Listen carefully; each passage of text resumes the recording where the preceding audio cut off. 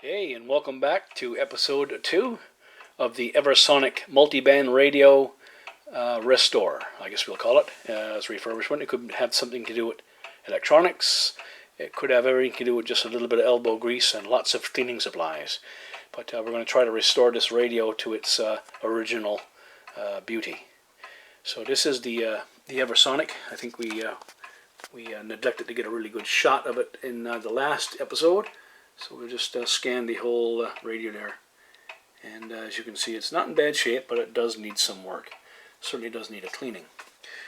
So, what do we use typically to clean such a radio and bring it back to its natural beauty? Well, we have a number of products. This here is a Mother's California Gold car wax. It's specifically for metal. I believe you can use it for other purposes. We also have the vinyl and leather Mother's spray product, which I'll be using for the side covers. It's obviously not leather, but it's, I guess you'd call it a pleather. And we have this extra super clean stuff. This is the really great stuff. It's for tough task cleaning. It's a cleaner and degreaser, so if anything is stubborn, we're going to use the super cleaner. And the other thing you may need is some Q-tips to, get into small little crevices. And we also have this here metal polish. It's by Autosol. It's a really good polish. It's just like a tube of toothpaste, and it's really aggressive and keeps things up and shiny. And we also have to have some microfiber cloths. These are for two different purposes. One is for glass and one is for materials, such as wood or whatever that you're buffing out. In the electronics department, all the knobs and sliders and volume pots and potentiometers and whatever will be handled in this department with the Deoxit. And the Canadian counterpart to Deoxit is Neutral, which I'm sure is relatively close in its actual chemical composition. We also use some 3-in-1 oil for loosening hinges, and you can also use this on volume pots and stuff like that. But it's not probably the best, but it's not the worst. And also we have the other kind of 3-in-1 oil, which is for 1/4 horsepower motors and larger. It's a really good oil. And of course, last but not least, a well-used but not abused toothbrush to get into the nitty-gritty of everything. So that's what we're going to be using, folks, and possibly some other materials to get the radio buffed up. So now we are going to just take this multiband radio and give it a good clean once over, with the sprays and the degreasers. And I think while I'm at that, I'll also lubricate from the outside all of the sliders here, the volume pot, the squelch and tone, the switches, and I think I may have to go inside to do these. So that's what I'm going to do, but it's not going to be like a deep diagnostics as to the electronics part, but just to get the radio to a condition where it can be handled with the bare hands and not get all grubby. So that's what we're going to do next. We're going to do the siding, the material on the side here, and we also want to have a look at this here that's separating, and make sure that the material isn't letting go anywhere else. I think that's just a natural thing here, but I'll inspect that and glue everything down and get it back to at least proper condition. Oh, and we also have to look at this little piece of metal here. Got to lift up on that antenna, and I'm going to try to just bend it back into place and maybe file it down so that it's not so aggressive, because right now it's sticking out and it's a hazard to the fingers. So that's what we're going to do, and clean up all this grub and dirt and get it to at least look half decent. So here we go. Okay, I've given the radio a really good once over.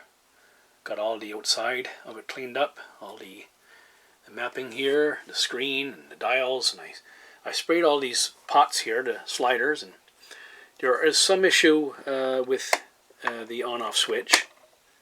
It's not functioning the best. as you can see.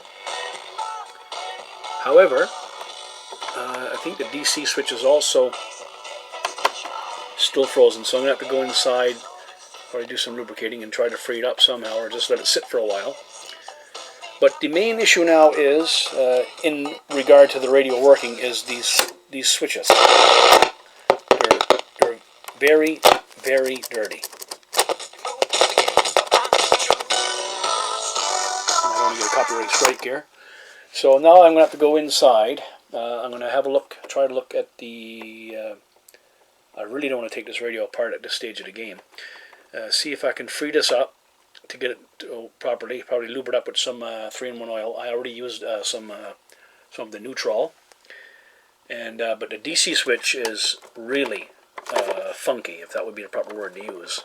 It's I know it can't be terrible, but it's certainly sticking for some reason, like it's out of alignment or something. Something is jamming it. It's stuck on AC right now. So I'm going to have to look at that a bit further and see what I can come up with. Okay, I've used some 3-in-1 oil on the DC switch here. And we're going to get a copyright here, copyright strike, and it's freeing up. So I'm going to let the oil soak down, use the trick of gravity to stay in that switch, and kill the power on this for now. And I also did the on-off switch, and that's working a lot better too. So I'm just going to let that sit for a while. I also took the antenna here, and I fixed the... Oh, it's on this side, sorry. I can't even tell now. I fixed it so well. Oh no, it's on this side.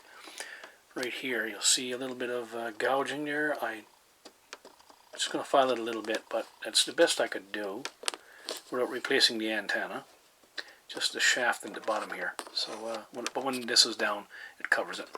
I'm going to fix this. I'm going to go inside now and spray these buttons down here. But while I'm in there, I'm going to also hit all the sliders, whatever I can find, on the back side, and take care of this loose handle. So that's my next step. Okay, we are in. Discovered that the radio has been worked on before, because I don't know if you can see that, but not so much that screw, but you can see it. It's been damaged by a bad screwdriver or just whatever. So let me see, I'm gonna have to get a flashlight for that. The handle, that's not going to be a problem. Just tighten up that screw there. The one on this side is tight, so that will take care of the handle. No problem there. Everything seems to be intact. There's the ferrite bar for AM, I would suppose.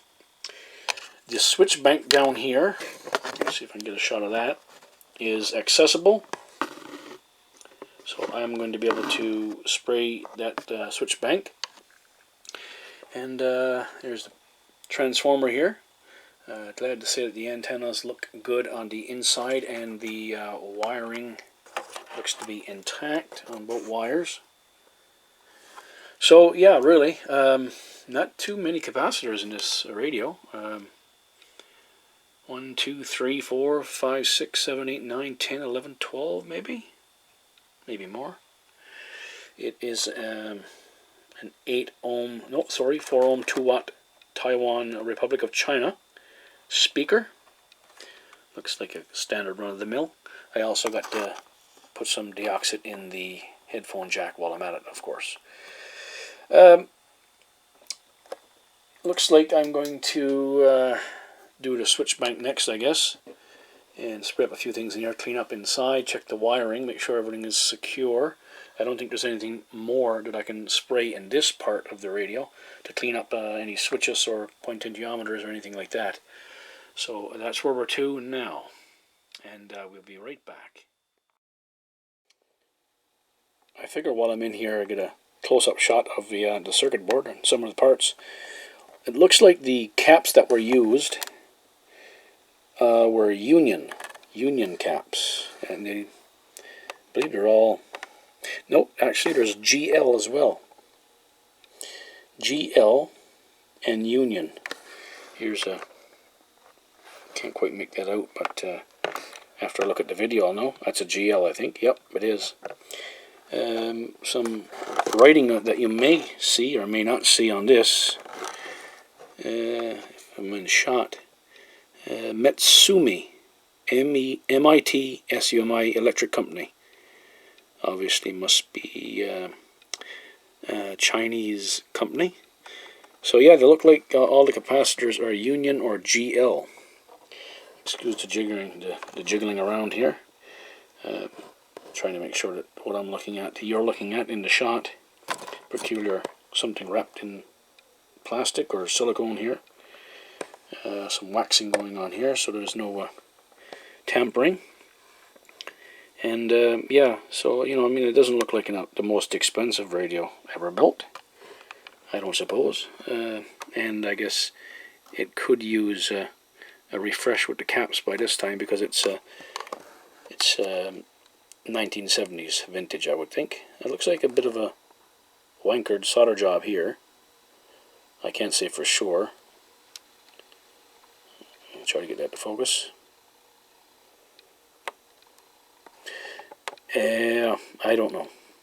I certainly wouldn't want to take apart the board, because it seems like, if I had to go any deeper than this, I'd be removing things. I got to take off that faceplate and stuff like that, and screws like that. Not such a big deal, but making sure that nothing gets broken, because it doesn't seem like it's a pretty solid board. I'm trying to flex it here. Yeah, it's not bad, I suppose. But I'm glad at this stage. I'm happy to report that I may not have to go any deeper. I did have some trouble taking off the back, but I had to remove the anchor for the cable. And that was the first hint that there was somebody in here, because they neglected to put a washer. There's a bolt goes in there, but the washer wasn't there. So that was the first hint that somebody's been in here. And it looks like they were in the transformer department. That wire is going into the transformer, and so possibly I'm going to guess, a secondary. Excuse the jiggling around here, folks. Anyway, I'm rambling on here.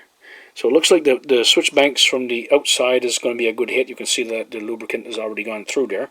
So I can hit them from the outside without going any deeper. This switch bank, of course, will be taken care of from inside. So that's the next thing I'm going to take care of. The antenna is now tight, and I also snugged up, the handle snugged up here. And I snugged up that one. This one was loose. So rather than not have this video run on forever, I'll move on now and see if we can get more success in the audio of this radio by cleaning up those switches down here. Okay, we're having lots of success, and not stumbling too bad in this radio repair and restoration. Power switch is working wonderful now. And the DC is working fine as well. The volume is still a little bit sticky. It's like it's hooking for some reason. But it's working fine and there's no scratches. But most importantly, the banks here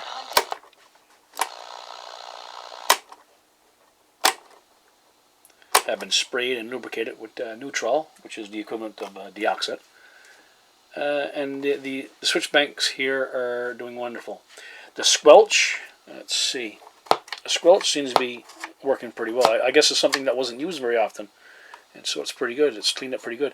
The tone, it's a little bit sticky, but it's not the switch itself. It's how this slider kind of slides in the mechanism. It's rubbing against the plastic is what it is. I can feel it. I can feel the resistance. And I tried lubricating the buttons here. But I mean, there's just no distance between the button as it goes through the plastic casing to go into the mechanism that causes the volume or whatever to work. So that's the problem. That's the issue. Now these here, on-off button is wonderful. No copyright strikes. Let's go to FM for a second. Let's see. Yeah, that's FM. Let's roll back. I don't want to get no copyright strikes, so let's see what's on there. The tone is working wonderful. no copyright strike. So there's absolutely no scratching going on with regard to the volume now. It's working perfect, but, and that's a question I may ask for some people to put in the comments. Have you seen this before? Perhaps I could remove the switch. I'll have to investigate that further, and maybe sand down the switch edge top and bottom so that it slides easier inside that plastic chassis, because that's exactly what's going on now. There's friction. So if anybody got any comment on that, I would appreciate it very much. We're going to stop now because this video is getting pretty long. I think we may be at a standstill here now, because what I have to do now is glue this, which is let go here, which is pretty well self-explanatory. I just have to discover what kind of glue I could use, or maybe I could just put in a bit of hot glue and hold it down. I may just do that. So right now the radio is working, other than these switches being sticky, and it's because of friction. It's not because the pots are dirty or rusted. The radio is complete, the speaker is fine, it sounds wonderful, the audio is awesome, and lots of volume. So as it stands, except for this, the repair of this, the only issue I see now is the friction. So I'm going to leave that video here now and look forward to some comments. By the way, there is some small scuffing in the area and some scratches, so it's not pristine. But I will try to polish more of this out with the metal polish and things like that, and a bit of touch up here, but that's just going to be just a little bit of fingernail polish, some black, and a little bit here. The rest of the buttons are fine. So it's really at a standstill now. This is the Eversonic, made in Hong Kong, 1970s issue, the Eversonic 3000. So we're going to leave it at that, folks. The video's run on long enough. I want to thank you for dropping by and watching the video, and I hope you enjoyed it. This is the Eversonic 3000 Restore. Thanks for watching.